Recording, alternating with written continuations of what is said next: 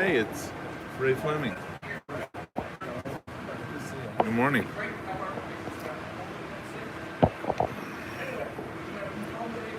All right.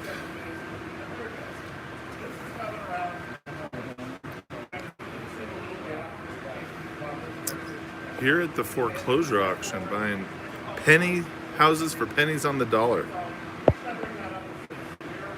This is Joseph Smith filling in for CJ Wallace. CJ Wallace wanted me to come and show you folks how I buy houses. So I'm down here today at the courthouse where houses are sold in foreclosure, and this is going to be exciting. Also here with me today is Mr. John McCants, who teaches a class in Renatus called Buying Houses at Auction that are in foreclosure. So I want to thank CJ Wallace for allowing us to come here on this channel and bring it down to the Pima County Courthouse here in Tucson, Arizona. So I'm going to go ahead and rotate the camera and show you, and let's see if we can listen in on John McCants.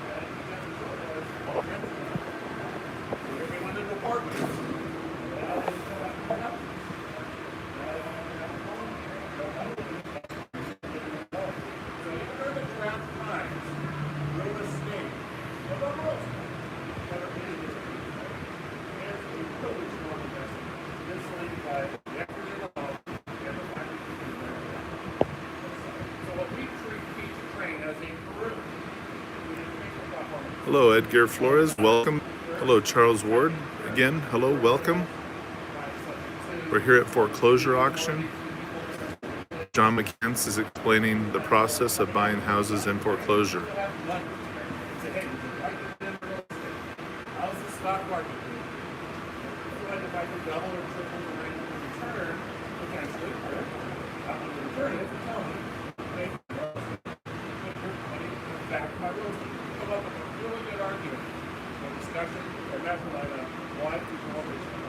It's a great question. How do you know when they hold an auction? It's these auctions are public auctions, so you can go down to your county courthouse and they should be listing these properties that are coming up for auction. Every courthouse is a little different, but there's websites too you could go to. Auction.com is another source. Different trustees and lawyers and attorneys also hold foreclosure auction. So a little bit of research online, you can in your area, it can help you find where the auction is being held at.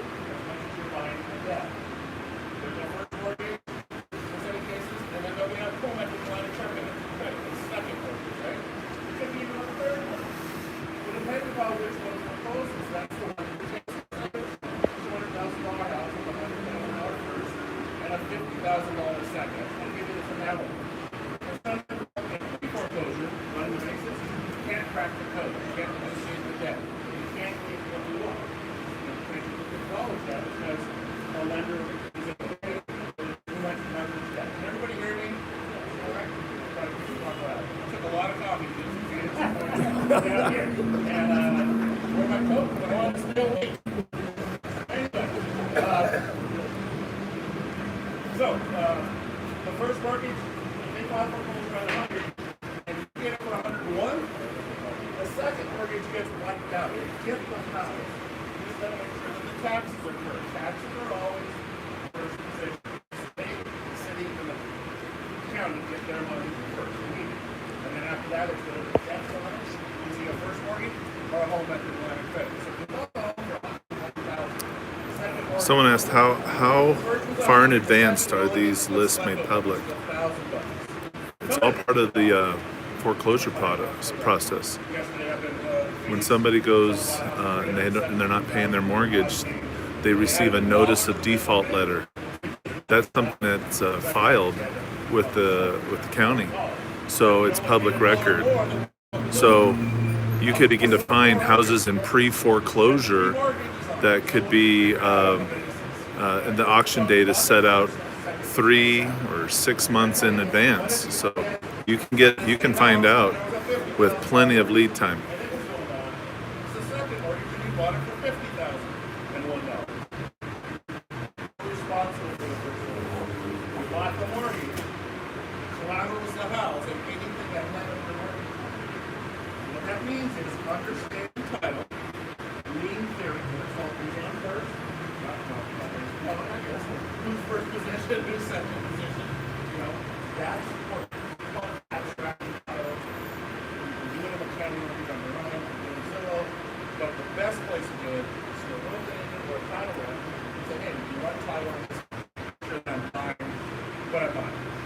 Okay? What are my questions on it? I put it out first. When you're getting a house, if you're buying it to be the debt closing, and it may not always be in first position. That makes sense?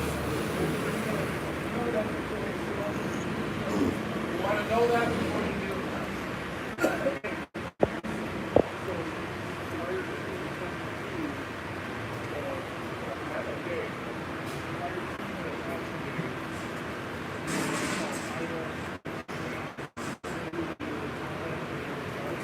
Yeah, Doug's question is part of that. You can just call title and figure that out. Yes, you could.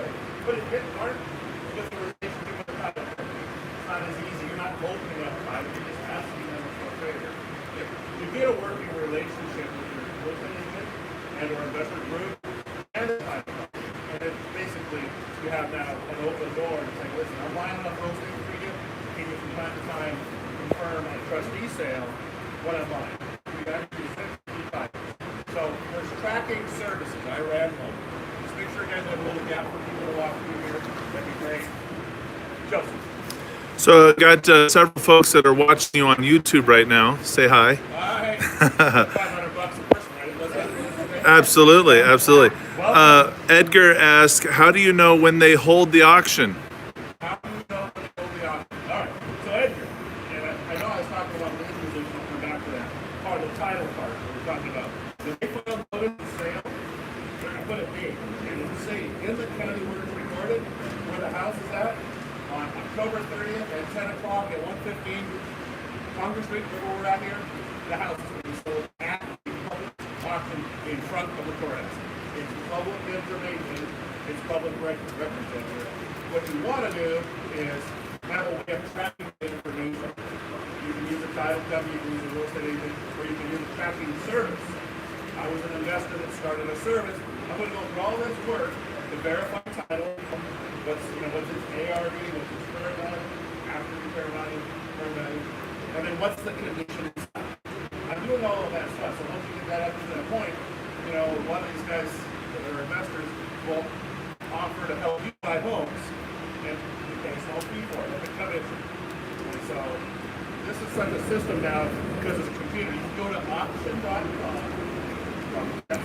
Auction.com. And figure out the date, the county you want to be at. All over the country, this trustee is hired by banks to sell homes. The bank can't do it. Well, I guess they could. They're not set up to do it. So they hire a legal entity. It's too much to know 50 plus states in the country for Bank of America to know all the laws. They hire people who know the laws to take properties for sale. So that's what's happening here. And the title part, and I just bring it up because it's the most important part. We don't think, well, what's it worth and how much money are we going to make? Is it a hospital-friendly person in the house? Am I going to, is it a sheriff of heart attack? Is it a big ship? Sometimes it's some cash for keys. But most of the time, we just ethically, morally, and nicely let them know that they have to move for whatever reason it is. They might be a parent, and they'll be able to PO managing landlord, right? Because they've been paying their bills. And the landlord has not been paying the bills. And they're losing their house, they'll probably lose their last week's rent, probably lose their security deposit. So sometimes the door knock is to a friendly person that's a little bit perturbed. Doesn't want to be the knock on the door, and it's a homeowner, and they're upset at the bank, or they have a bad situation, a death, anything that can happen. Lots of jobs are primarily economic reasons. What you find when you door knock a lot, or not the list of foreclosure or others, you guys do, you find that there's some people out there that are just like us, most of them. So the you guys are all good people that are next time on one fly. But there are a few people that are whack jobs out there, and they're on something.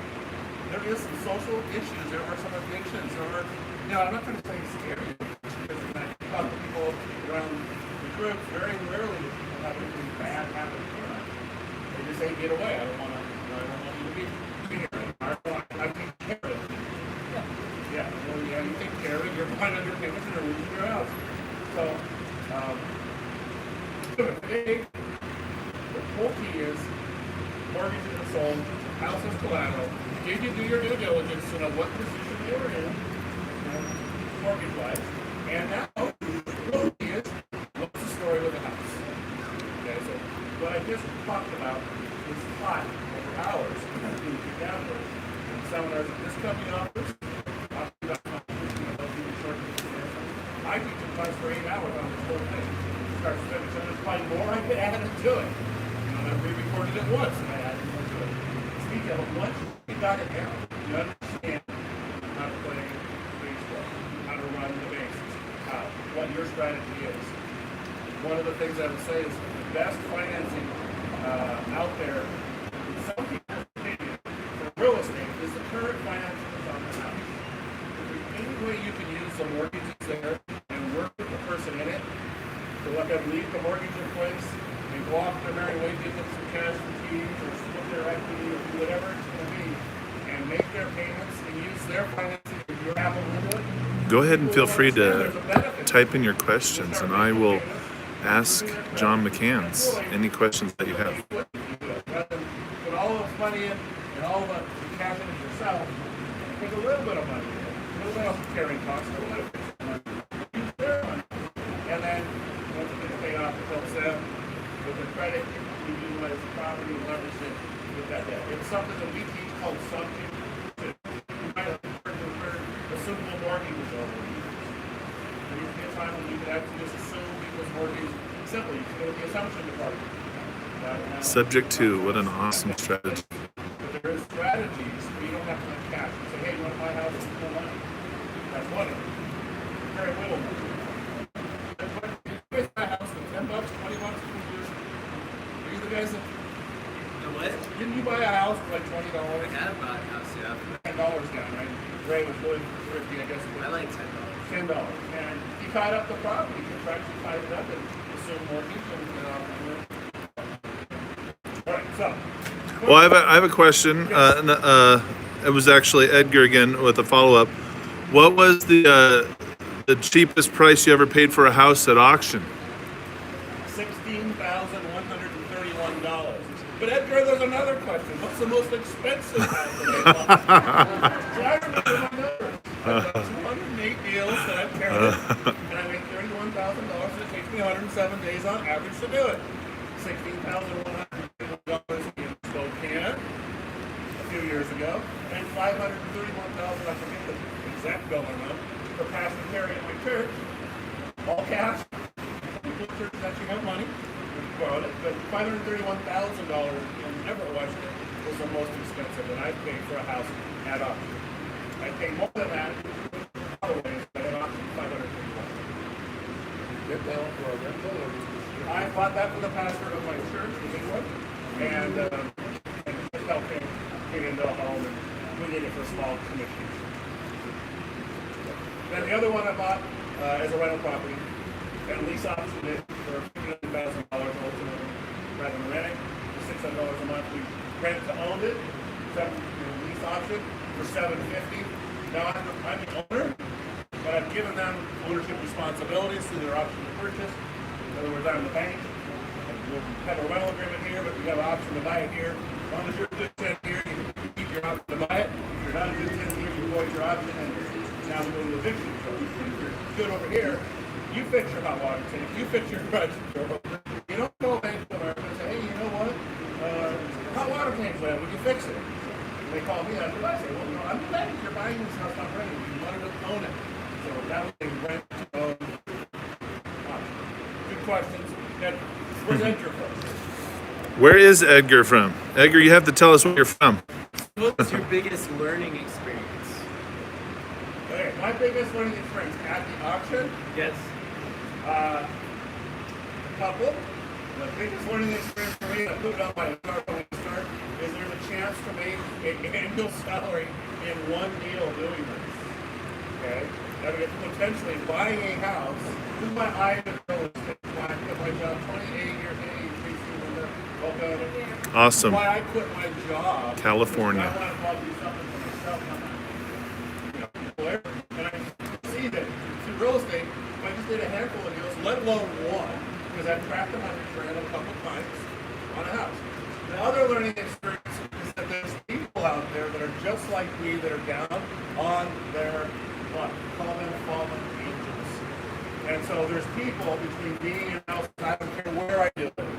I don't mean they're between me, but I have to deal with people. So throughout this whole process of becoming a real estate investor, it's kind of cliche within our company because we train you as who you become, the leader that you become, the person you become. In the process of doing that, that makes a difference. You know, so it's your personal development. I'm ready to be the leaders, really good as best I can with people that are in a hostel or in a bad situation and understand the business enough. Hi, Emily. Welcome to the YouTube channel. What's really cool about our group and why we're growing the way we are in this city and others is that we have intermediate and advanced people working together, knocking on doors, doing real estate, and all of a sudden you find something but it's not your gig. You know, it's a mobile home, a manufactured home, and you do condos. You want to talk to the or you come to the condo person and say, hey, will you help me with this? And let me work on this deal. Your specialty, your one or two things that you bring, everybody brings something. Just got to get good at one. So, Ray, that's good. Thank you, John. Thank you. I have a question. This is from Joseph Smith in Tucson, Arizona. Joseph Smith, Tucson, Arizona, 115 Congress, or Church Street, the other address we have here. Right. So when you bid on a house or you're planning to bid and you've done your research, you might have discussed it, but sometimes it gets postponed for a number of reasons. What opportunities are available to an investor on a house that got postponed? Good. So, great question, Joseph. So you're going to go ahead and look at the list. What? Enter anything. Yeah. Say goodbye to our government. So I'll give them a couple. They're all having fun. So when you're looking at the list, and you get it 90 days ago today, October 30th, you know, it's sitting there for a long time. Most of those hundreds of homes will get postponed to another date at some point in the game because the lender's not ready to take the sale. They might be doing an offer with one of us, a short sale or something, and we taking it out of foreclosure. As it gets to this date, this is their date. This is the date, right? Are they going to get a stay of execution? You know, are they going to try to do bankruptcy? Are they going to do whatever to postpone it? And if they do, then it usually goes out 2 weeks to a month from now. DC, welcome. I can think of the door knock on is a list of someone that's just ready to trip over the auction line at the end of the day. And you can go out and say, hey, you guys got real close. What are you doing about this? Otherwise, you're going to door knock 90 days in advance, going from thousands down to hundreds. And so, if you're following your price range, your location, okay, you might be an auction investor by default. Let's say you got into contract with somebody, you tried to crack the code on first base, second base, and for some reason you couldn't get it working. But you know everything structurally about the house because you expected it. You know about the people because you met with them, you got them under contract. You actually trying to uplift the ship, right? Thank you. And at the end, you got to feel for the lenders and where they were at. And now there's options, and you couldn't stop it. All right, so we're working this blitz that Joseph was referring to. Probably half the time we never get in the house, we buy it anyway. But you were in contract and had a complete feel for the house, and you understand what it takes to fix it. And now it goes to auction. Who has the best chance of getting that house competitively? You or it would be you. You would know the top dollar you could pay down to within $1,000 or so. Where we're going to have to throw out a little package. I couldn't get in the house. I talked to a couple neighbors. They made it sound like this is a junk hole. You don't know the word for that, but this is not good. Or they made it sound great, where I couldn't find out any information. I have to say, based on this age and square footage of this house, bathrooms, I have to put 30 grand towards it. I'll put 40 grand towards it to fix it, right? But you get in there and realize that it's a $22,000 rehab, dialed in the way you want. That's why I feel you should be, as an investor, and you are, down here watching this. Because if you're trying to do the first step and third, you don't do it, come down here prepared to buy a house. Potentially, if you don't get bid up past your number, because some of these people are aggressive, you know, and they're buying for other people behind the scenes, and they might not have as big a war chest they want to build as you. You want 30 grand a house, I might be people here willing to do this for 12 to 15. So you'll get your butt handed to you, you'll lose. You know, I'm the biggest loser I know in the area where I come from. What? 19 times Edgar and Joseph. I lose. But when I win, I make $32,000. So just keep on losing, God. Just keep on losing. Right? Good job. So it's not a problem, but it's the numbers game. Okay. So great question. Did I answer part of your? Yeah. Go.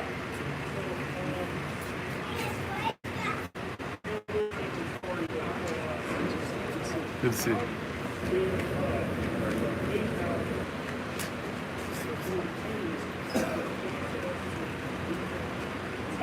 So Doug asked me how I scaled up from what I did before this group and being part of the group. So I went to a real estate seminar and wanted to be in real estate for almost 8 years as an unhappy insurance agent. I just was an unhappy insurance agent. And I went to the seminar. 5 days later, I said, I can do that. And I quit my job. And over the 18 years after that, my high number for me was 8 years. And I went to 17 round properties. I was keeping something back to 20 feet, right? And I didn't realize that it was just stop at a number, right? I could have had a much higher goal. So I went to one of our groups meetings and saw something that I hadn't seen before, which was a whole bunch of working collectively together, even though we're all individually responsible for our own results. I saw specialists working together, and then we formed short answers, small keys. Four, and then 5 real estate agents that get on the MLS, turn keys, and go off and work my list. So now we look at 40 or 50 homes a week. We have 5 people over there, as many as 150 homes. We qualify more inventory. I got people around. I wanted licensees in this case because of the MLS. And a lot of the houses were listed, so we beat in. It was easy. Otherwise, you'd call your agent. So the fact that I got together in a group and formed a small team allowed me to scale up. I brought in things that I didn't know from other people. Sometimes with maybe not enough. Master of most. So anyway, that was my answer. Yes, sir. What if you want to auction in other states? What if you want an auction in other states? Get to that state as fast as you can.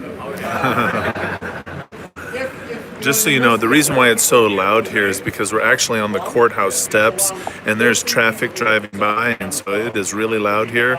So we're doing our best so that you can hear everything that's being said. You want to either go there yourself. My story was on the Spokane house.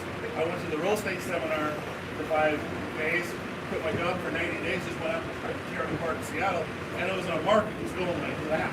I mean, I couldn't even get to that house, and there were people in front of the house waiting to get in. Some of these houses got listed. I didn't know how to find some of the lists yet, right? And so they were writing offers on the hood of the car that it was listed. But you know, I have a buying low and selling high. So I had to find some strategies. So I went over to Spokane, my bias, houses from 16 grand to 15 grand with rent. I have a higher return on the money than houses that for 150 to 250 like I was doing. Went to a lower area. So anyway, I went to a different city, but I went there. I also back then wanted to move, and so I went to Austin, Texas, and I also went to Ocala, Florida. I thought those were areas where I would like to invest in, but I'd like to live in. And I didn't do either of those. I ended up in Phoenix, Arizona. All right, now so great question. So let's get this. Where are we at? We got plenty of time. Let me give you just kind of a heads up what we're doing. So at about 5 minutes to maybe 3 or 4 minutes to 10, we'll watch what's happening here. The auctioneers will go ahead and qualify their money, He passed out a time. and then they'll start the process that of bidding. story So out? on auction.com, you can see the same thing that's on their TV screen in Tucson, Arizona for the October 30th. Even you folks long distance can see the same TV screen we're watching on your app screen. Okay? You just want to leave a little room around that table for God to occur. Okay? So if you're out doing this today, you probably drove by the property. You drove by it in an hour. You definitely drove by it yesterday. If this is one of the ones Joseph's talking about that postponed, again, oftentimes they'll postpone dozens of times. I haven't seen one go 7 times before I got here. Got on the 7th time, and by that time, pretty much the rest of y'all said, right, John, it's going to postpone. I just decided to go anyway, just follow through, and they went, no one else showed up because assumption, you never know. And so what you're doing today is driving by the house, or last night, when you come through the woods, and you're going to go out, to verify its condition, make sure it's touched by the phone, is the person hostile, friendly, owner, or tenant, and then what's it worth? And what is your back end strategy? I'm going to rent it. You're going to rent it as a rental, you probably pay more than if someone's going to fix and flip it. The main reason that is, you're going to put the money in to fix and flip it.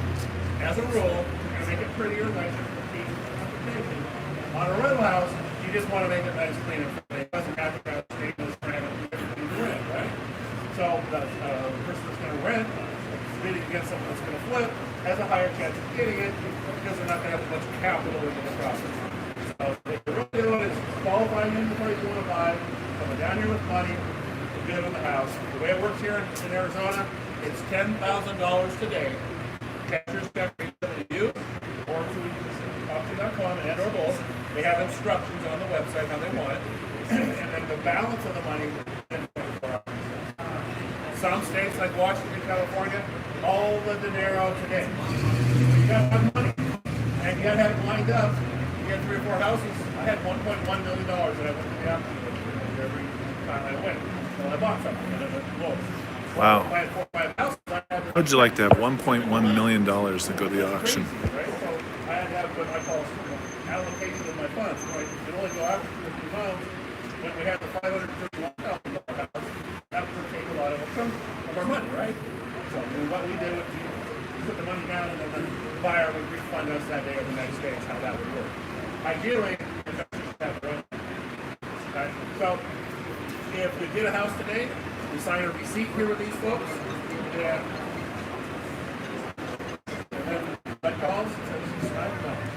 And then you make a phone call to your insurance agent. The first phone call you make is not to your significant other. You say, hey, I got one. Let's go out. Have blood or something. No. You insure the house. You put. I don't know if you heard that, but that is a nugget of pure wisdom. If you win a house at auction, the very first call you make is to your insurance agent to put it under insurance.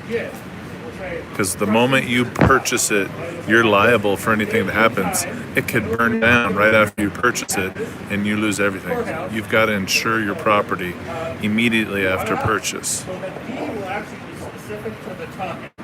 They have to go through the mechanics of recording. But you technically own it. Because once that gets recorded, it'll go back and say that it's 1003. If it burns soon, you know, you're kind of on the hook.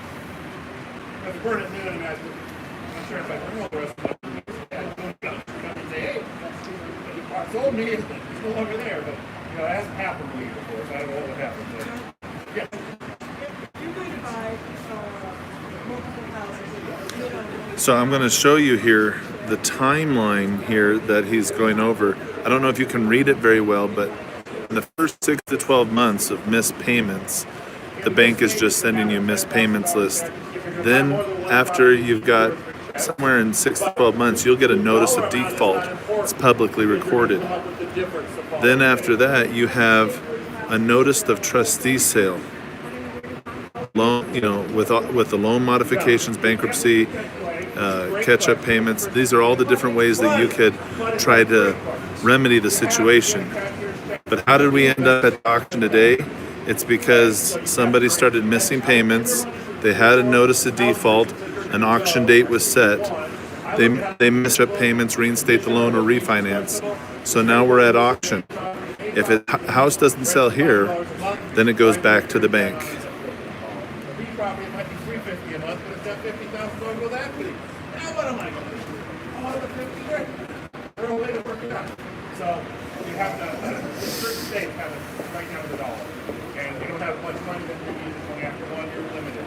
That's why we want to have a relationship with a hard money lender. My contention is that 2/3 to 80% of the money we want all real estate is already there for you. Hard money, you guys put hard money in, right? Double digit interest, like 10% or more. And like You can run this back. 2 or 3% to borrow. That money is there every day. I'm done with that. The phone say, hey, I'm on this house, I'm going to go for it. How much are you in? They'll tell you, it's got so much of a difference. So money Another really isn't pearl of wisdom is to have the money already in place before you go to auction. But you don't have to have hundreds of thousands of dollars in the bank. You just need a hard money lender. Somebody who's willing to lend a large sum of money for a very short period of time. $100,000, $200,000, $250,000 on a house at a with points and interest, right? But they don't need to check your credit. It's all based off of the ARV, the after repair value of the house. Hard money lenders will lend anywhere from 70% of the ARV. And the more you build a relationship with them, you can get hard money lenders that'll lend you the full acquisition cost, which is where you want to be at. But sometimes you got to show them until you've developed a track record that you have some skin in the game. So they might require you to put 10, 15, 20% of your own money into the deal before they'll lend their money.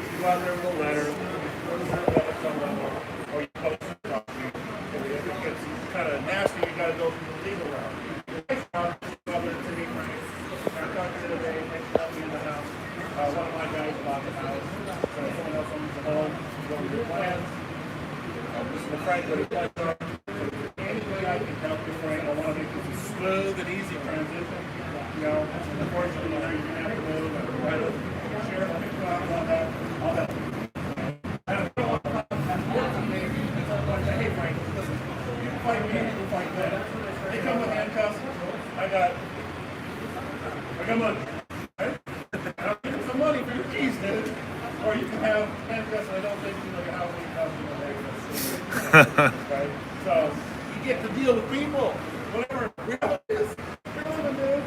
You don't want to get stuff that's on you. I don't know. I see it's really cheer right there. But all these situations, twice evictions, hundreds and hundreds of dollars, twice. Most people leave. Half the house is vacant, right? So nothing hard. They've abandoned ship. Here's an interesting one. We have that $150,000 of the debt. 100 first and a $50,000 second, right? Go back to my credit. Home theoretically worth 200. Well, let's say it's worth 225. And so 165. What happens to the $15,000? Well, if the bid was 100 and it went to 165, the first got their money, the second got 50. The balance is what's called surplus funds. Goes back to the homeowner. Does it go back to the homeowner? It doesn't go back to anybody, but it goes back to the person that can prove they're next in line. If there's nobody in line, Joseph, it goes back to the homeowner. Oh, Joseph, that's a great question. How do you track postponements? How do you track some of this stuff? One of the people yesterday in Phoenix at the auction was tracking the ones that bid over all the debt. And now they're going to go talk to the homeowner about what they're going to do with the situation. The homeowner half the time doesn't look at the mail in terms of saying they're going into foreclosure. Do you think they look at the mail after foreclosure saying that they were foreclosed on? That happens to say they have a $17,000 or $15,000 check sitting down at the county. The trustee here has to send any overage over and above what their client is owed to the state, the city, county, whatever their desk is here. Now the second mortgage company, in this case 50, would have to prove their second, right? Here's 50. Now there's 15 grand laying there. You can help homeowners claim some of the cash. I've done it once with someone from my church, and I've heard people doing it in Florida, skip tracing people down because they don't want to be found. And they skipped on their house. How do you get that? So just a little nuance. It could be a business of its own.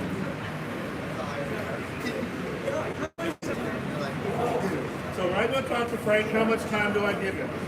Claudia, in my case, probably too much. Whatever it takes.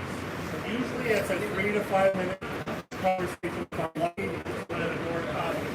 If I put my back to you, I'm sorry guys. But there are times when we have social working sessions in the kitchen. That's why I say what I say. There are people out there that are like that. They're just off. They've had bad things, good people, bad things about you. So sometimes we sit there and you tell Frank why he's like so why should anything I can do, an hour or two of my time. I'll tell you. So one of the ways that houses are sold that aren't in foreclosure is through what we call wholesaling. Anybody familiar with wholesaling? Very popular. Go out and find someone that's got a situation and may not be behind on their debt. Right? They just might want to sell. So a guy named Charles, what's our time, guys? So Charles, one of our people up in Phoenix. He's asking the time because the auction starts in about 10 minutes. And he tied it up under contract and went around and started talking to people, and no one wanted to buy it. Well, he talked to Pam and I, we looked at it. We didn't want to buy it. So a couple days later, we woke up and said, you know what if we lived in that church, in that nice house? What if we lived in this kid's home? So we went back and looked at it. So the amount of time it took to get him in contract with us because he didn't want to sell to a flipper, and he Googled me and saw that this place got people to buy my home. He said, full of it. Every Wednesday, for 80 days, we had a date before our meeting. Wednesday's the best day of the week, right? Before our meeting. Every Wednesday, because I lived out in East Town, I'd go in and have a 3 o'clock meeting. I thought maybe 3 o'clock meeting. I thought maybe Tim and Ron and my wife were meeting. We're getting to know him, talking to him. Eventually, we got him under contract and bought his home. So the answer is whatever it takes. If it's worth 30 grand, in this case, we feel it's worth $500,000 profit. We're going to settle on this house by living in it 2+ years, not paying taxes. $500,000 worth of gain, because that's the IRS's law right now. Unless it changes someday, you can make $500,000 over what you're in the house for. A married couple, 250 as a single, and not paying tax on it. Wow. So we'll keep it run a lot. Wow. Homeowners will be as little as they can with whatever we have to do. And if it don't work for me, oftentimes I go out to a house and look like there's Friday night. And Friday night, the homeowner will come and say, you know what? If I step forward, I got this. If not, I didn't take a step forward, that's our hidden signal. John McCann's a Renatus instructor, teaches thousands of students today. Here has about close to 100 students here. He's teaching the basic principles of how to buy houses at auction.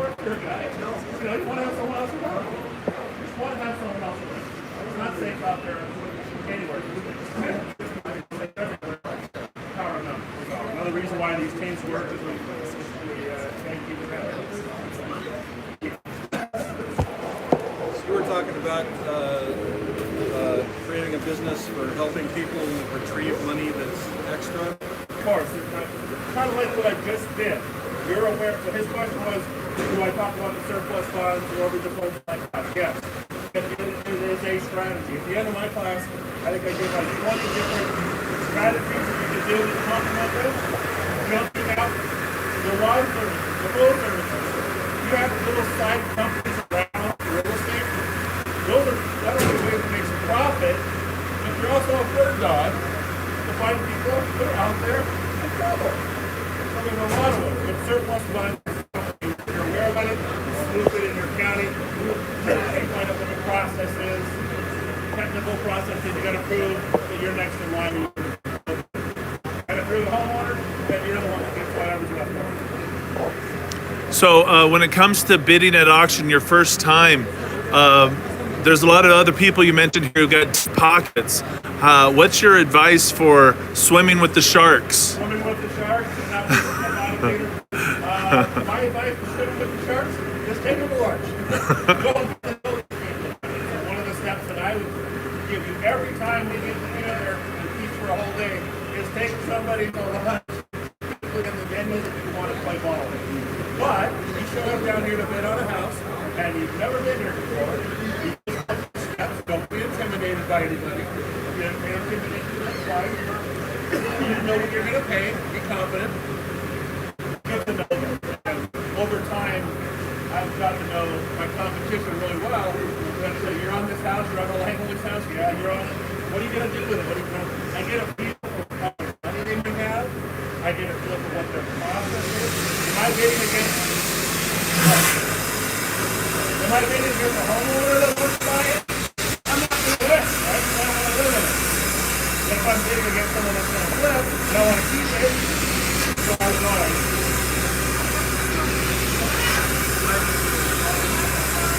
Wow. Well, that's what it's like when you're on the courthouse steps.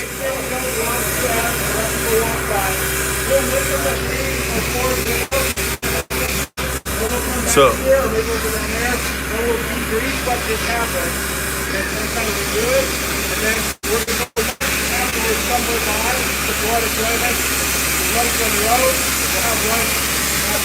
that is a very loud vehicle.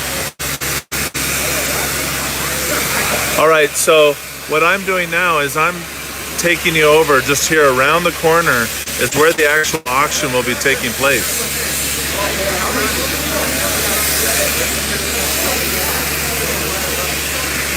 This is where people are bidding. Good to see you, my friend. Is it Mr. Don? Yeah, his name's John.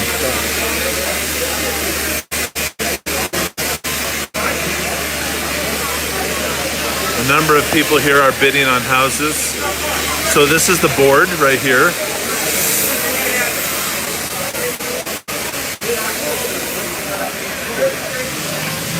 So if it's green, it's cleared, so it's ready for bidding on. A number of them are yellow, showing that they're still pending. We're still waiting to see if they're available. And then there's also all those gray ones, all those houses that were listed to go today that are postponed. So right now, there's only one house cleared for bidding.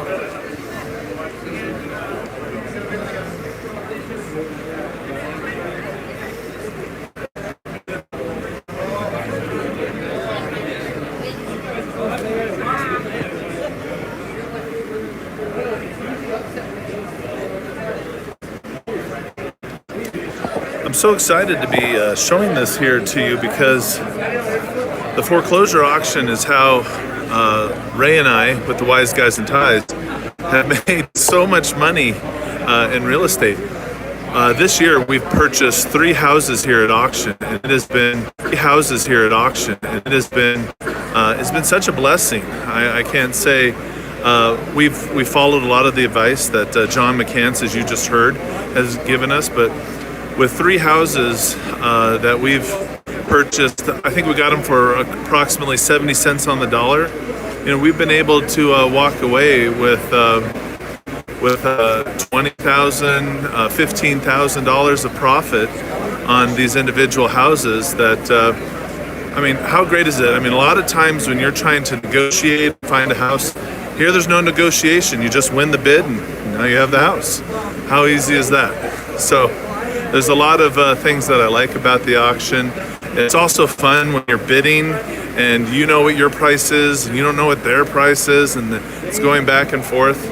But if you've done your research, you've done your due diligence, and you know your market, and you know how much money you have, and how long you plan, what your holding costs are going to be, you know your closing costs. If you are borrowing money, like a hard money lender, you know your money costs involved as well. And so you put it all together, and then you through a comparative market analysis, a comp or a BPO, you just get an idea of what the fair market value is of the house and subtract all of your costs, and then what your profit is. Don't forget profit. If you forget to add in your profit, I guarantee you'll only do that one time. But then after you subtract all those, you come up with your maximum price, and so that's what's fun. So I just want you guys to know that I'm super grateful to CJ Wallace for letting us come in and be on his YouTube channel today. This is really exciting to show you, how I buy houses for pennies on the dollar. But these auctions are happening in every county's courthouse steps. Could be weekly, could be sometimes daily, depending where you live. Could be monthly. But there are auctions for houses in foreclosure in your area. Do a little research, find out, and if you're interested in buying a house for dirt cheap, this is a great option for you. So let's go ahead and let's see what else we can learn. So there's a lot of great opportunities here, a lot of great folks. Oh, me. There's so many people here. It's fun. Being at an auction, you get to meet a lot of people. John McCants gave some great advice when you're just starting out and you're just learning. It's good to just soak up and absorb as much as you can. Go out and meet people.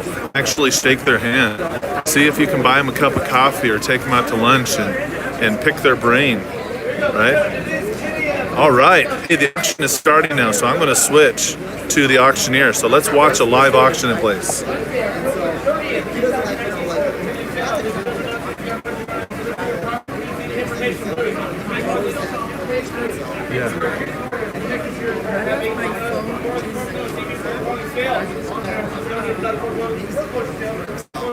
Register for this and that, but I felt like I was hoping you can, but now you're on there.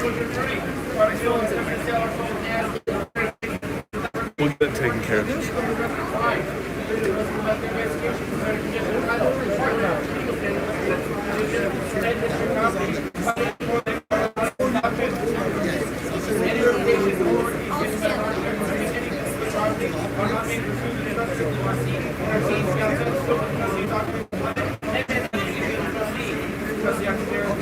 He's going through all the disclaimers.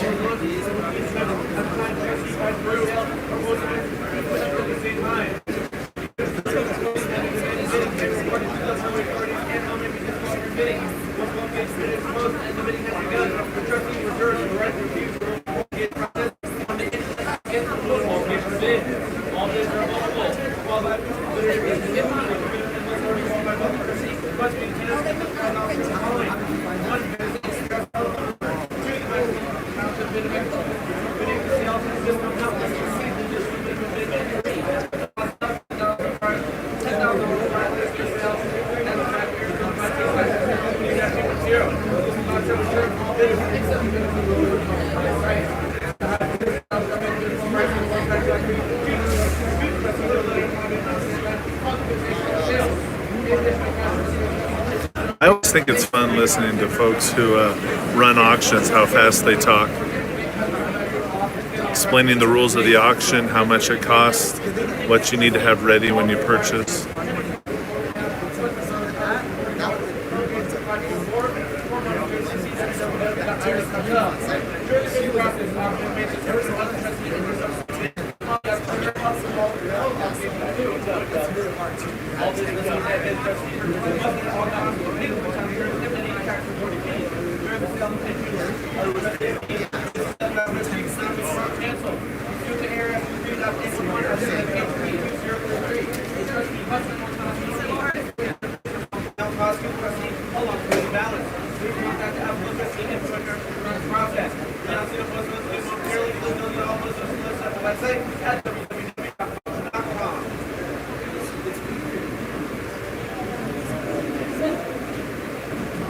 There are quite a few of you guys out here today.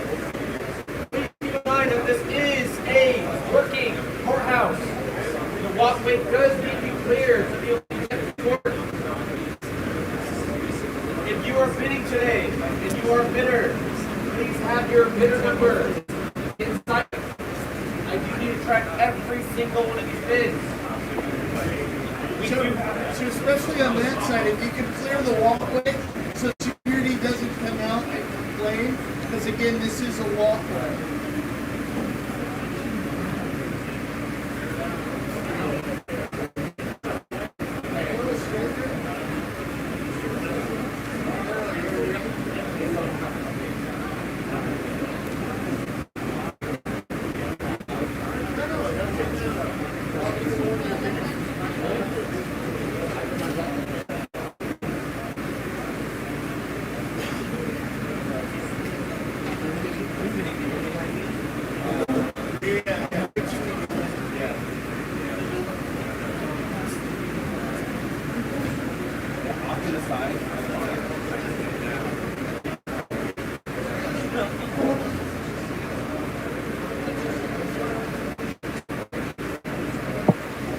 So as you can see now, there's 3 houses that have cleared.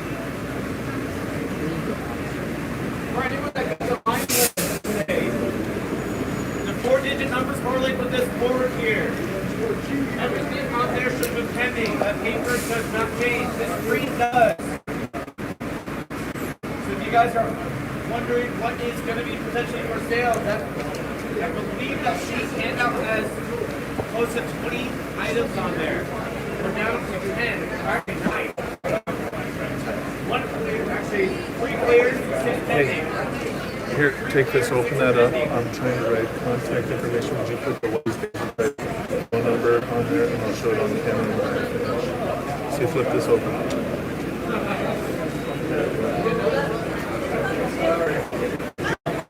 You could put a phone number right here. I just forget what it is. Yeah. There are definitely a lot of people here. A lot of people bidding on houses. It's going to be exciting. It doesn't seem like anything right now, but when the bidding starts, it'll be fun.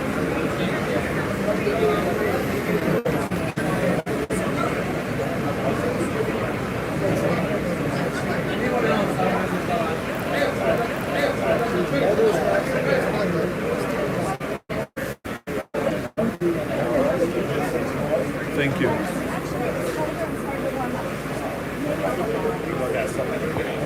Thank you. We are packed here in the courthouse, bidders.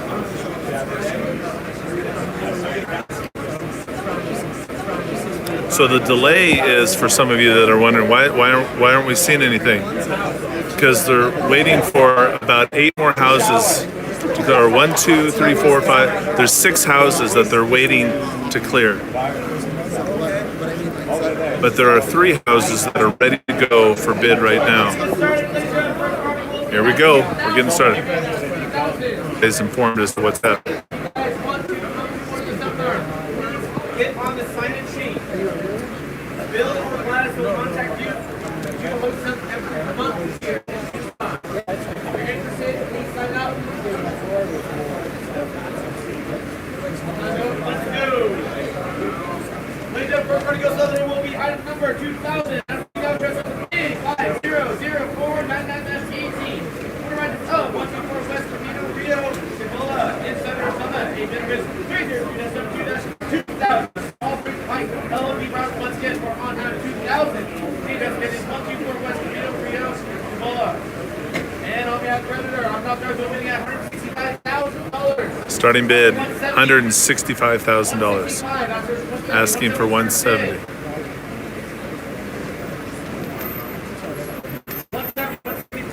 Current bid now is at $170,000. Now it's $175,000. Now it's at $185,000. All right. That's currently $190,000. $195 is current bid. $195 is current bid at $200,000.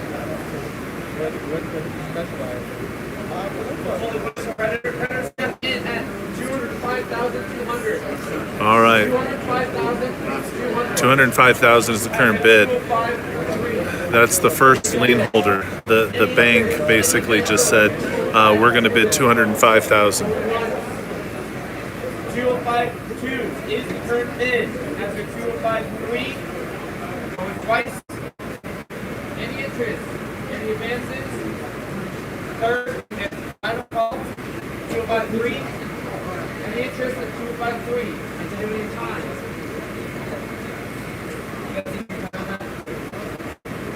2052 as 2053. We'll go third and final. They showed that we'll extend the bid until 11 a.m. 11 a.m. will be the extended bid time. So they showed 2052 is current bid. $205,200. At 2052. And it happens that fast. If I do not have any third-party bids out here, I will extend the bid out an hour out. That way, we can keep time. Keep that in mind. Also, while these bids are happening live, you could actually be on auction.com following along and not even be here and making bids at the auction. How cool is that? 2003 will be up next. You have to have all your documentation in place, your certified check already on deposit. There's a lot of things that you'd have to take care of ahead of time, but you could participate at the auction from the comfort of your home. A lot of people hire people to come and bid for them. So a lot of people bidding here aren't even here, but they have people that come and bid for them on the different properties.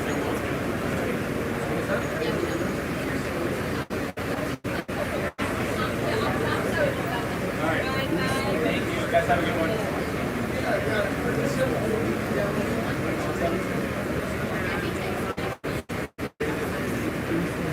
2003 will be up next. 2003. Here we go. There's our next AC 2003. 2003 just as is 0835 just easy. What's up? Rocky Mountain Drive. 3070. All three types. It is 1841 South Rocky Mountain Drive in Tucson. And I'll be at the $150,000. Starting bid is 150 and they're asking for 160 now.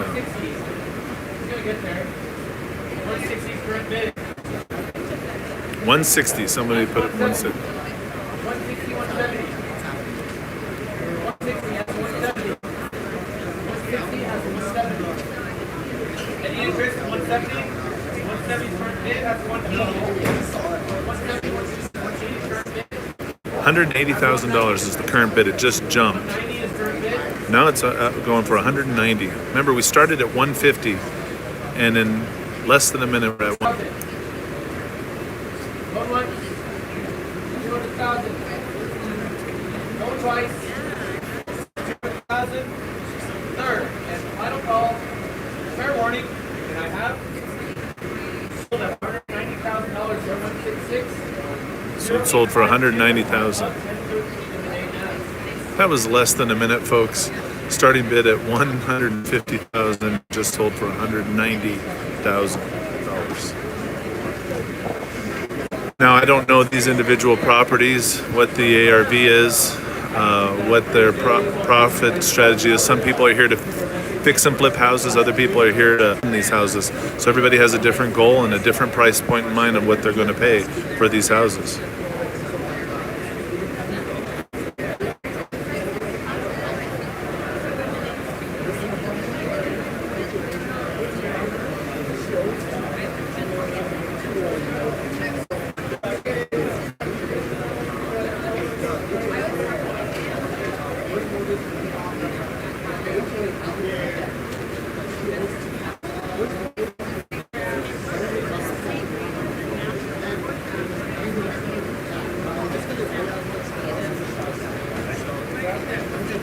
Pretty exciting. So the first house was the first house that we saw. Starting bid was $165, and it went all the way up to $205,200. And the second house we saw was Starting bid was $150,000, and it went up, and it sold for $190,000. Here's the third property now coming up for bid.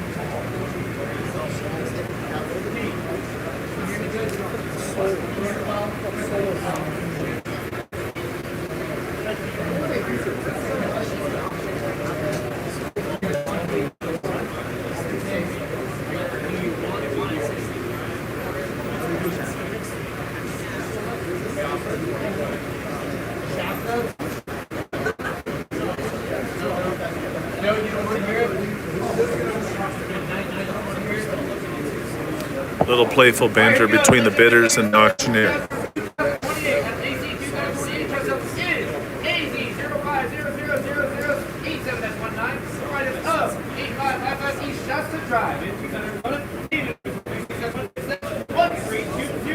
That's trustee court property once again for on AC 2028. The address again is 855 East Shasta Drive in and on the other I'm not opening at $95,000. Opening bid $95,000. That's $100,000. $100,000 now is current bid.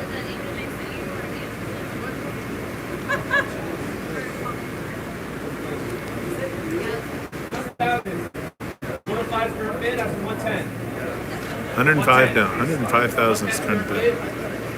110.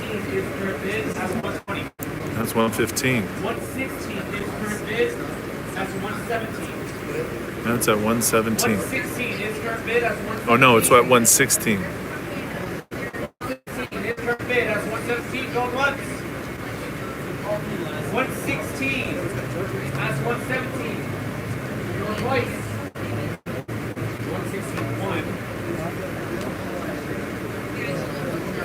All right, bidder came in right at the end there and offered $100 over. 162. Away. 162. Going once. Any interest? Any advances? Going twice.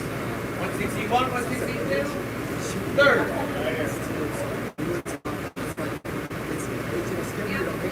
163. 1,000. Okay, well, 117,000. They were going up by $100 increments here. It's going really fast, back and forth. 117.5. Now it's at 117,500.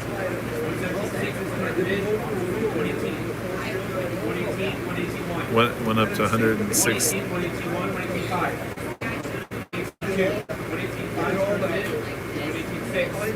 118,500. Wow, the time it takes to say what the current bid is, it always goes up. 118,600. Now it just took a big jump to 120,000.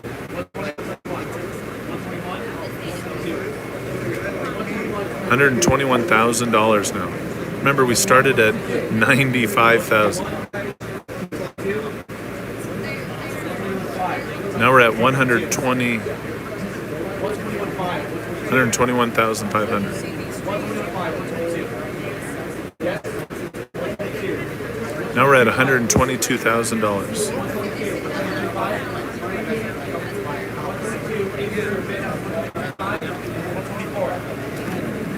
Now we're at 123,000.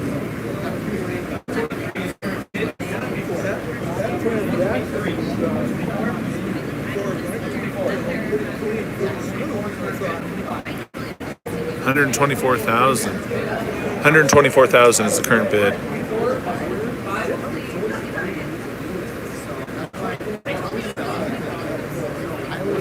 Now it's at 124,500. Now they're at 124,600, so they just went up by $100.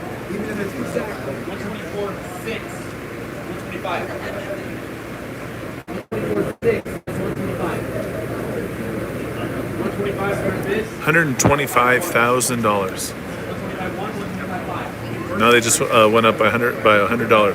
$125,100. Now we're at $125,500.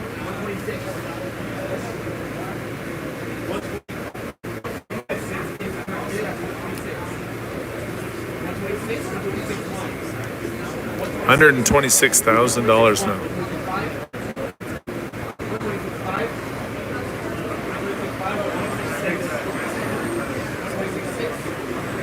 Now it's at 126.6. Here are the two, the lady in front of me and the guy in the green jacket. They're bidding back and forth.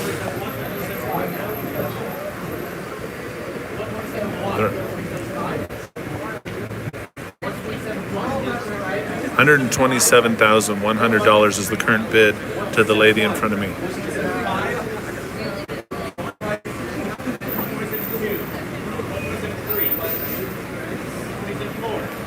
$127,400, going up by $100 back and forth between them.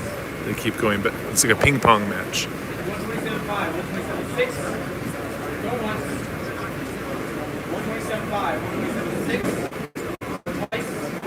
$127,600.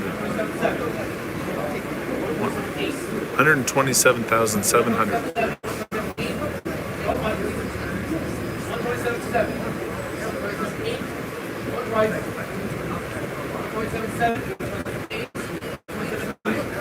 Now it's at 127,900.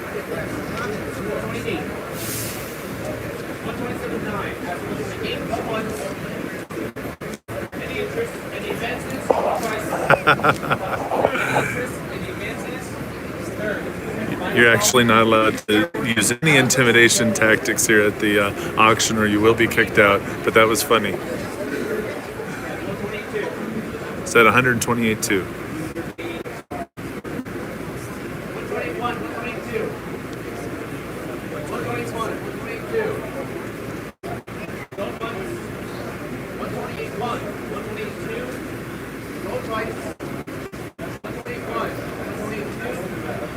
It's at 128.1. All right, the lady won. 128,600. So now she's got to pay her due on tomorrow at 5 o'clock. That was pretty exciting. Oh, that's so funny. Oh, that's funny. Yeah, so it's a lot like poker. Think of World Series of Poker. You let them see the sweat. If you start showing any signs of faltering, you need to know what you're going to pay coming into the auction. You don't want to let somebody bid you up past what you're willing to pay, because if you've done your due diligence and you've ran your numbers, be confident, stick with it. If you lose the deal, you lose the deal. I mean, sometimes the best deal you can do is the one you walk away from, right? Because if you pay too much money, there goes all your profit. Wow, that was fun. I really enjoyed that one. I love the auction. I know it's kind of hard when you're not here and you can't see it, but to watch back and forth, and it's going by 5,000s, and then we start getting closer. Now it's only going by thousands, and then all of a sudden we start getting down to the bids only at $100 increments, and it's back and forth. Now both of these people that were bidding, I believe, were actually representing other investors that aren't actually here. So they're just here doing the bidding, and both of them had earpieces on the phone, so they were getting their marching orders or instructions, so to speak, from unseen investors that aren't here at the auction. But still, it was pretty riveting. It was very exciting to watch it go back and forth, because there would be, both times each person had the bid up to like the third and final warning, and then the other person would step in and then make a bid. A couple of times one would try to go over the top, and when they were just going by $100 increments, then someone would try and come in with $500, or $1,000, or try to push out the other investor with such a strong over the top bid. But these both of these bidders here are pros. I've seen them here many times, so they know what they're doing, and they didn't flinch. They didn't show any signs of weakness or anything. So it was really exciting to watch two pro auction bidders go at it. Okay, here's the next house.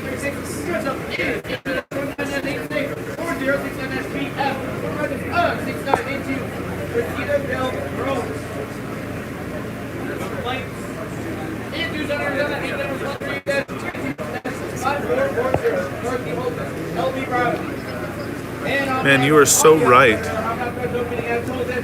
Love the what is that? Your name is Kalonji. Kalonji. I hope I'm not butchering your name, but you are so right.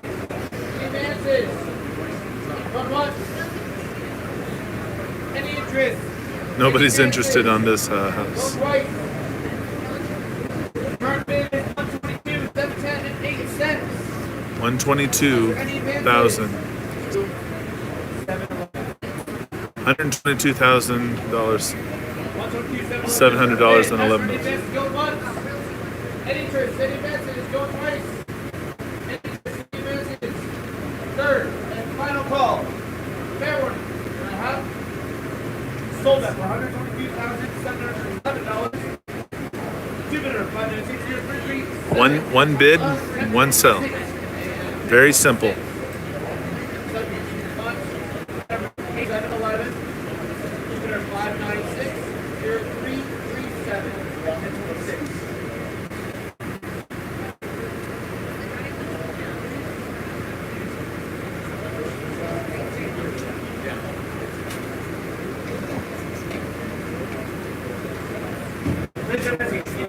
I have nothing clear besides that one, the third person that we have.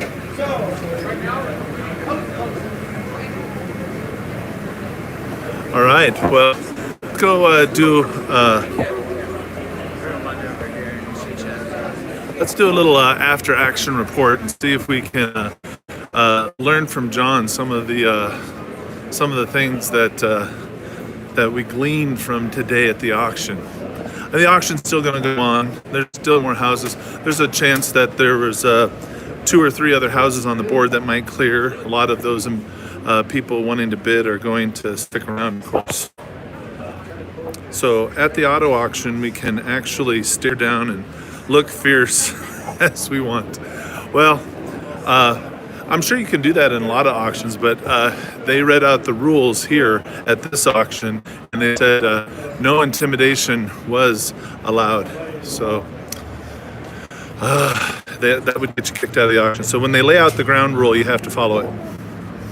So let's flip around. Getting a lot of people are excited about that auction. hope you guys had a good time. Joseph's taking you on the tour. Great questions, Edgar.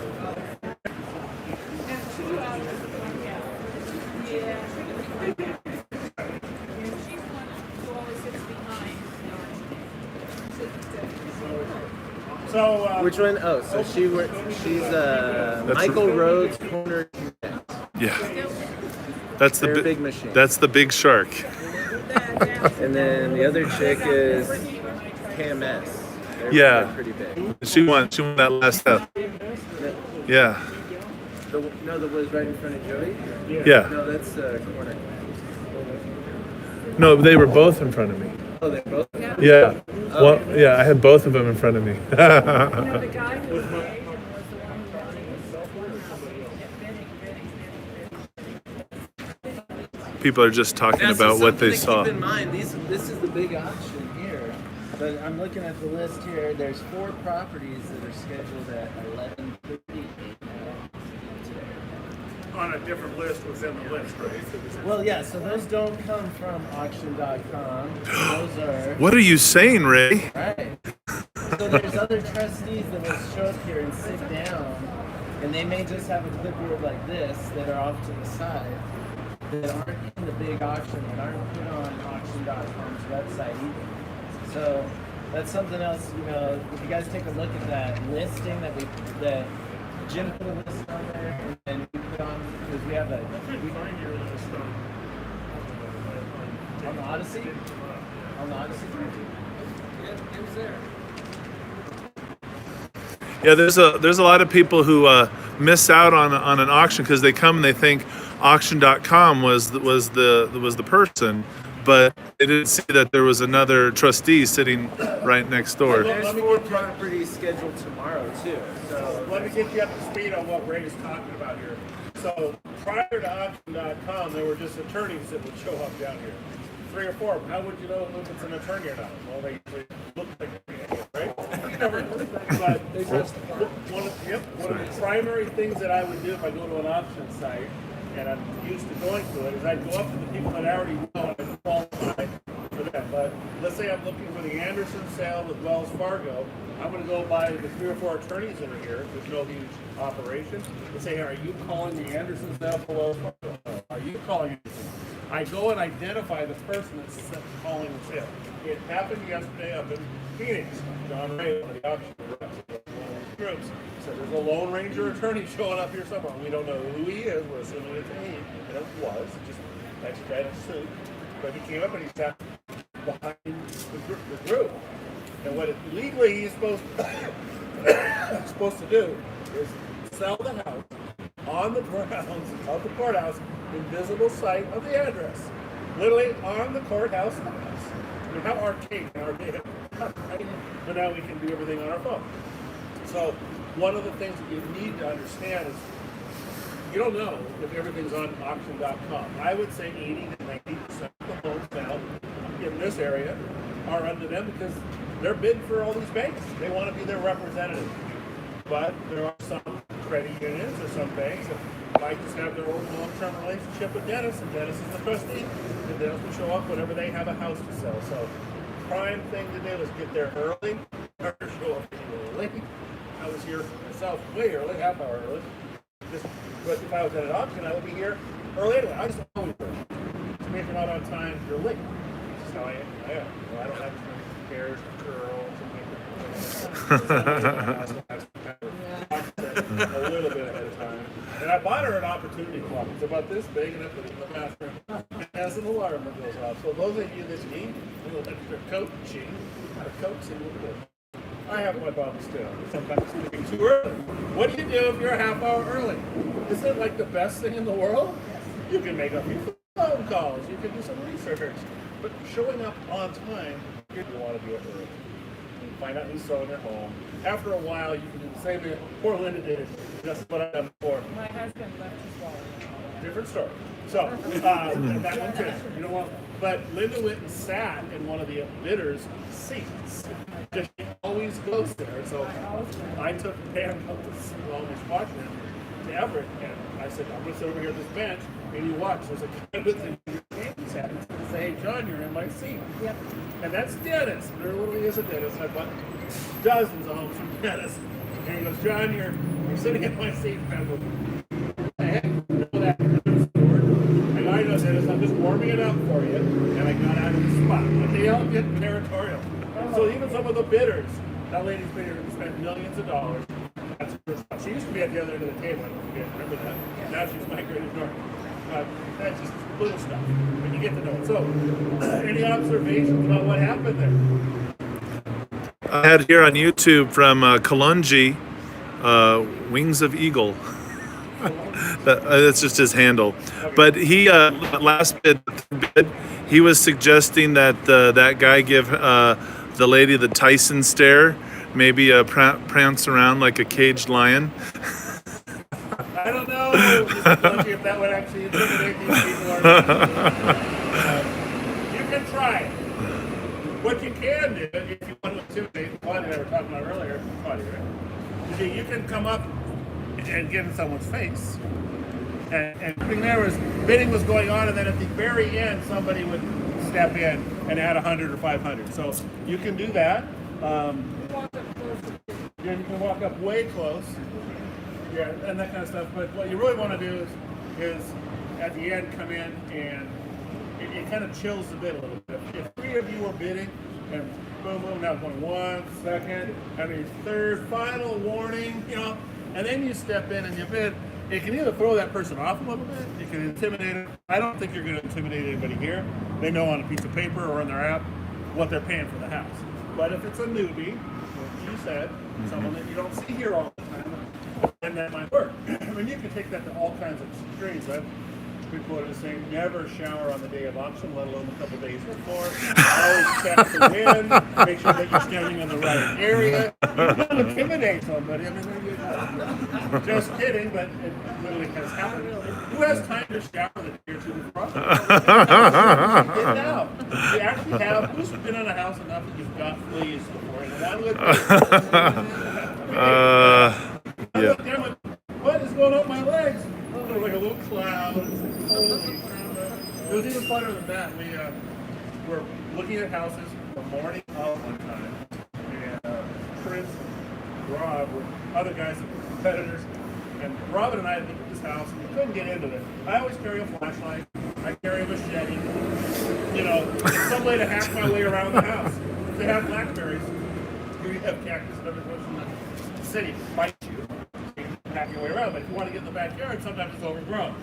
And so I have these tools, and one of these houses was so bad we couldn't get in, and we were going to slither through a window. We decided not. Let's just see what happens. So we go down the street, look at some cops, and come back, and there's our buddy Rob and Chris getting into this house. And we went, oh wow, what's that? That's pretty nerve-wracking. I mean, it was a bad house, right? So we didn't go in. We just assumed, you know, if we get this one, we'll get it for or over, we're not going to go after it. So we let them leave, we go back, and we come up, all right, we'll bid it up to a certain dollar. We figure even without getting in it, we can see enough. We go down the street, and both these guys are out of their truck, taking off their clothes because they were in the house long enough, they got totally fleas. So I always tease them, I said, you seen any fleas lately? It can happen.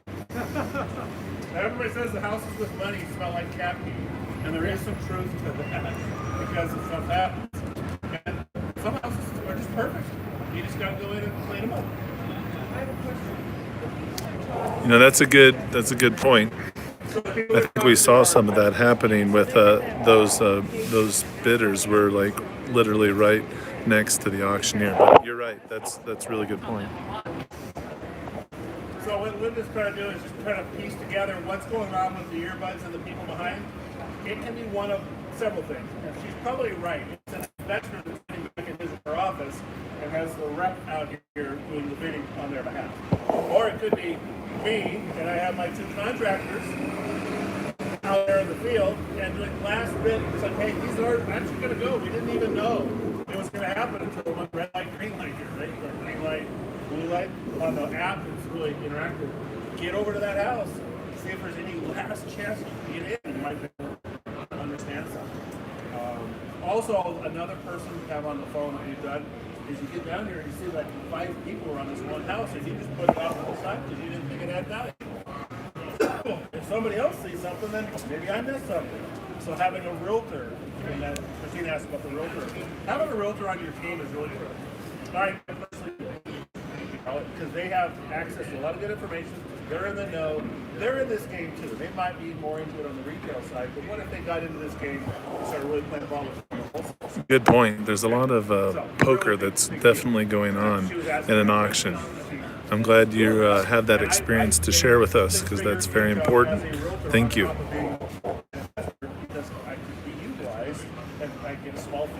It ends up for me taking too much time. And I know I had another point, I just left it. I know it is.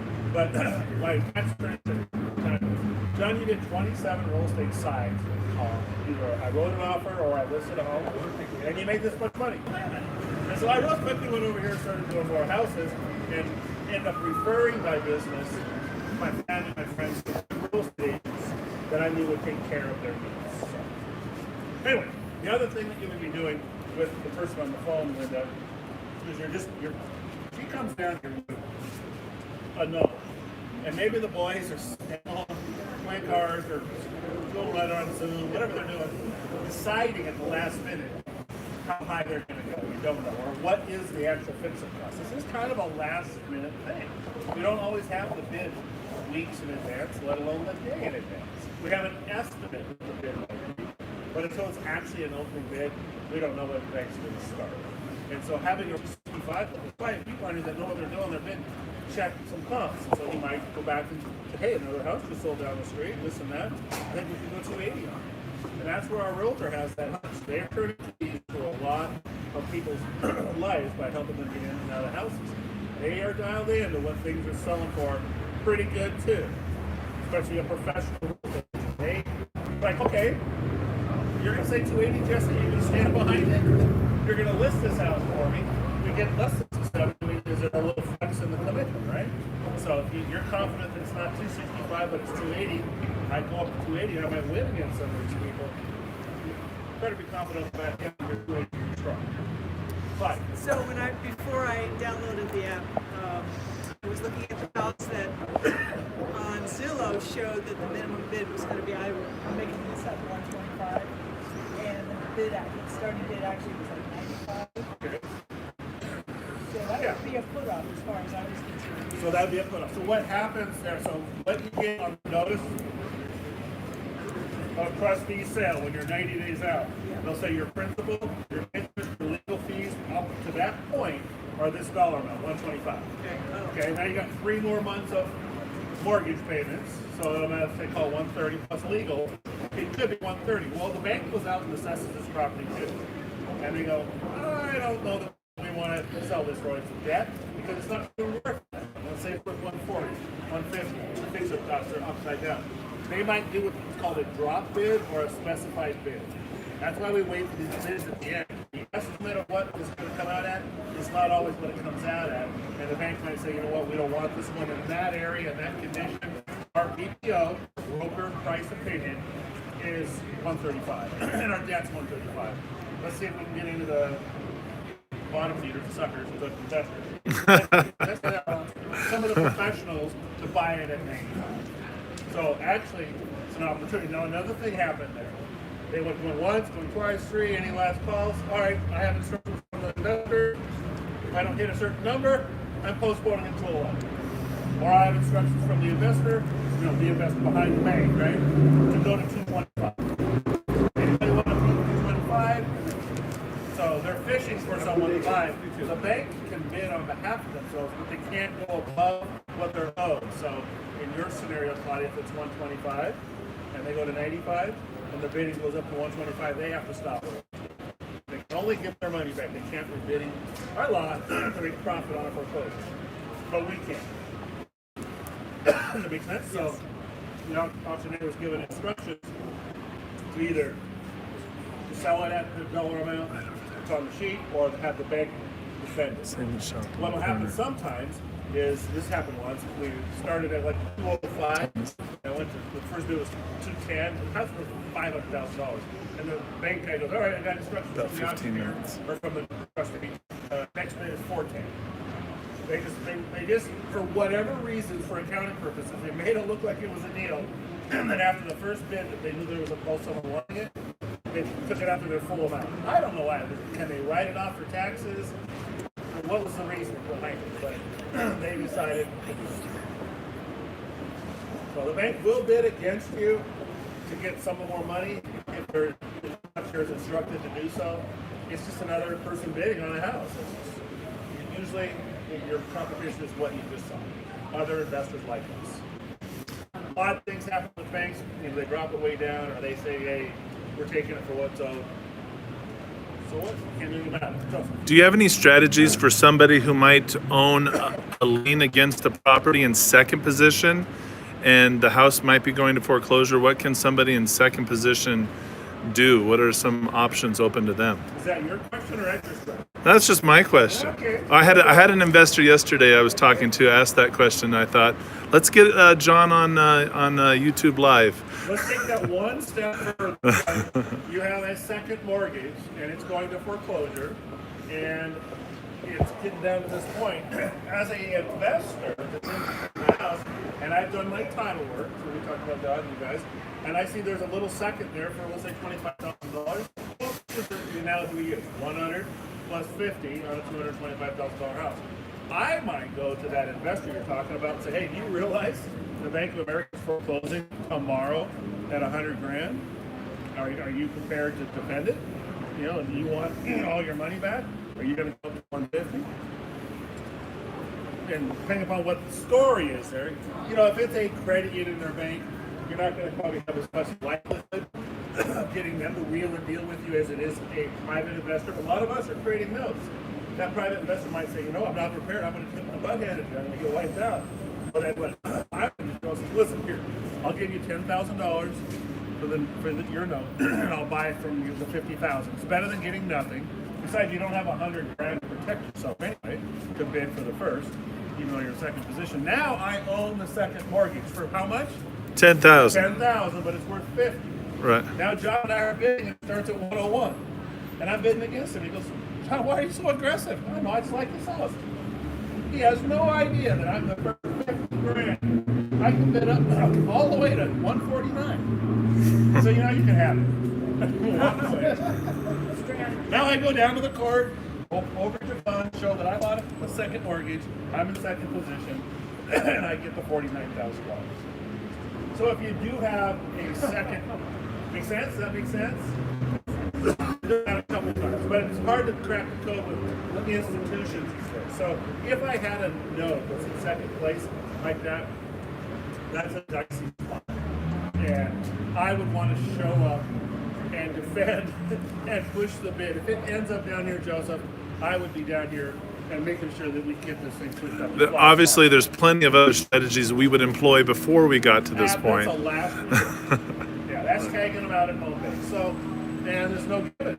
On the equity position, you might be in a junior position that's risky. So with financing on houses, to Joseph's comment here, and you're helping someone carry the finances, you want to make sure what the value is of the house.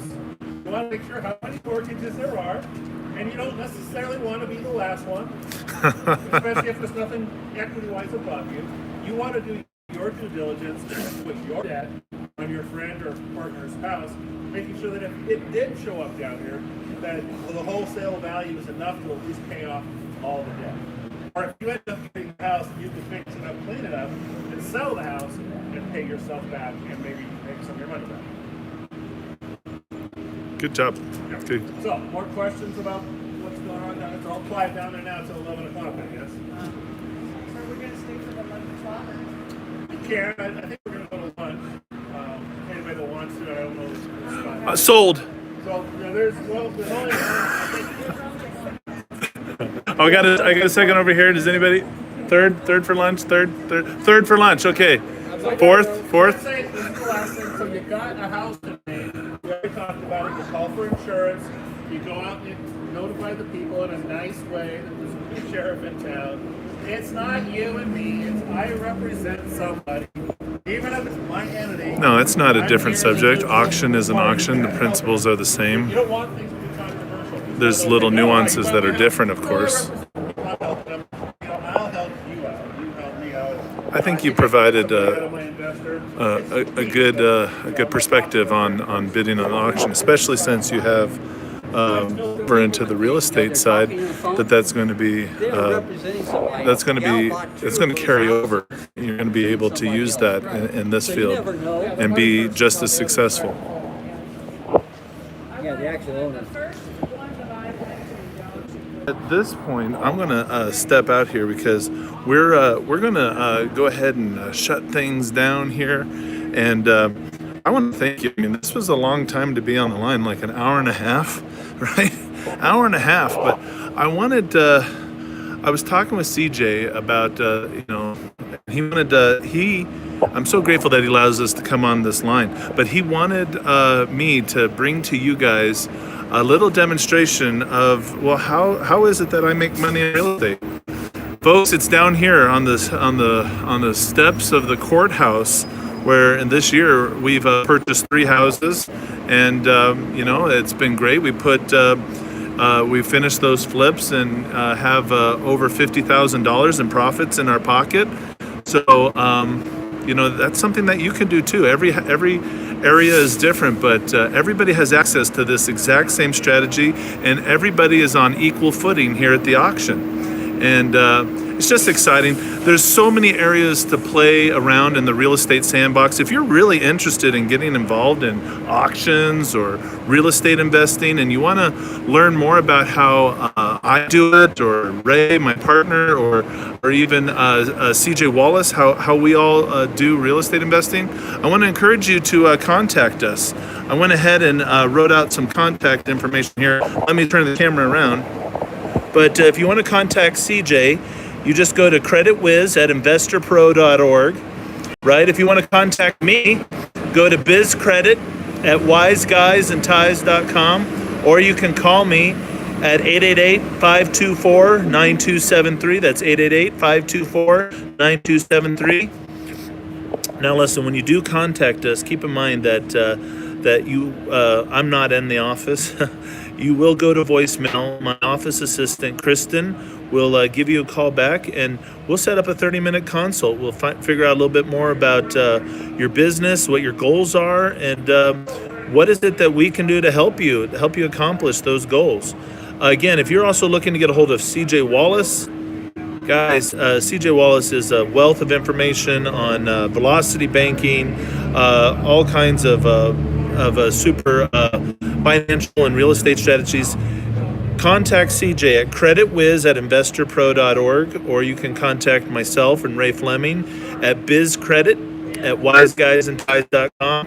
We help folks get business credit, of course. You've heard us on this YouTube channel talk about that a lot, but we also get into real estate. I saw a question posed: Do we do REITs? I'm not currently in one. I'm not currently running one, but I'm also not opposed to doing one. So if we want to gin up enough interest amongst some folks and start a REIT and do our own subdivision, or develop some land, or buy an apartment complex, whatever, let's get a pulse of the members and figure out what is it that you want to do.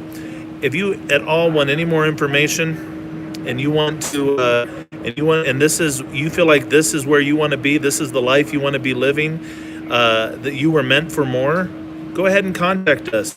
Contact CJ right here, creditwiz@investorpro.org, or you can give me a call or email at bizcredit@wiseguysandties.com, or you can also reach me at 888-524-9273.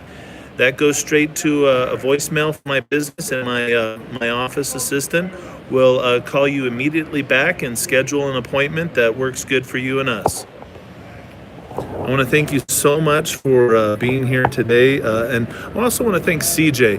CJ's a great guy. He cares about all of you on this channel so much that he tries to bring you so much content, because even though he can be here in Tucson today because he's out saving the world somewhere else, he wants all of you to have the opportunity to change your life for the better. All right. I want to thank you so much for joining us here at the foreclosure auction. I want to thank John McCants, who's a Renatus instructor, and the Renatus education system is absolutely phenomenal, and it's helped me to have the success that I've had, as well as CJ. And folks, I look forward to seeing you again next time CJ Wallace has us back on his